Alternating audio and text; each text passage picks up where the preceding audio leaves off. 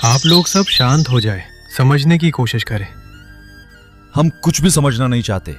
अविनाश बाबू के जाने के बाद उनके सपने को मिट्टी में मिला दिया तुम दोनों ने। देखिए, अविनाश बाबू ने हमें जिम्मेदारी सौंपी है। उनके अचानक चले जाने से हम थोड़ी परेशानी में आ गए हैं, लेकिन अगर आप हमारे साथ रहेंगे तो हम जल्द ही सब कुछ ठीक कर देंगे।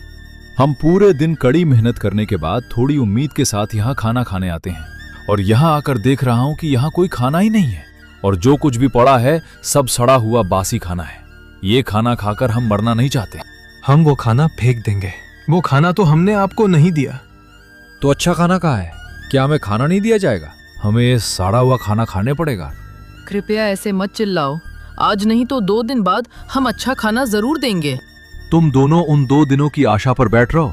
हम आपके होटल पर कभी नहीं आएंगे। कृपया आप लोग ऐसे मत जाइए, हमारा बात तो सुनिए।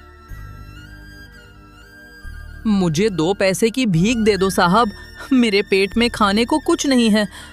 कृपया मुझे 2 पैसे दीजिए।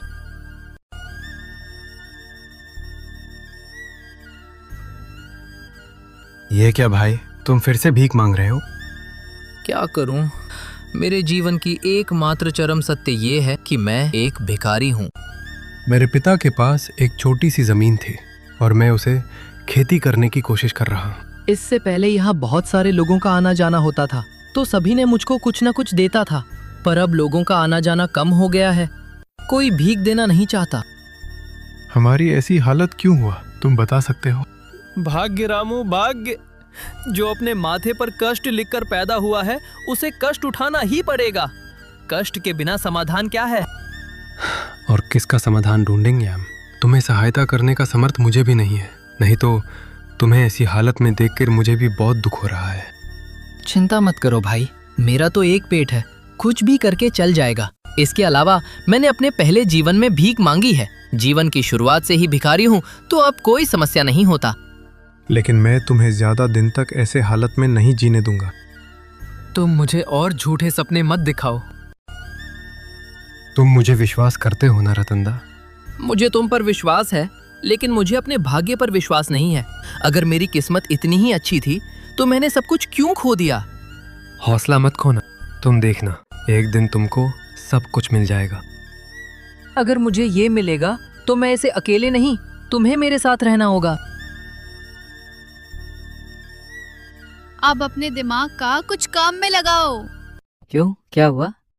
मिट्टी के कमरे में कब तक पड़ा रहेंगे? ऊपर वाले ने जो मौका दिया है उसका फायदा तो उठाओ। तुम कौन सी फायदे की बात कर रहे हो? मैं उस होटल की बात कर रहा हूँ जो उन दोनों ने चला नहीं पाया। मैं यहाँ पर मांस की दुकान खोलूंगा।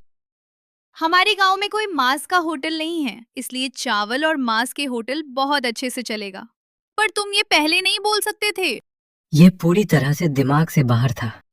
इसलिए हर किसी को एक पत्नी की जरूरत होती है ताकि दिमाग ठीक से काम करे। कभी कभी मैं सोचता हूँ अगर तुम मेरे साथ नहीं होते तो क्या होता। बस बस ठीक है, मैंने जो कहा वो करो। तुम बस देखते जाओ। अगर 2 दिनों में मैंने सब कुछ बदल नहीं दिया तो मेरा नाम भी गोपाल। चलो देखते हैं। अगले मजेदार पार्ट को देखने के लिए लाइक, सब्सक्राइब और शेयर कीजिए।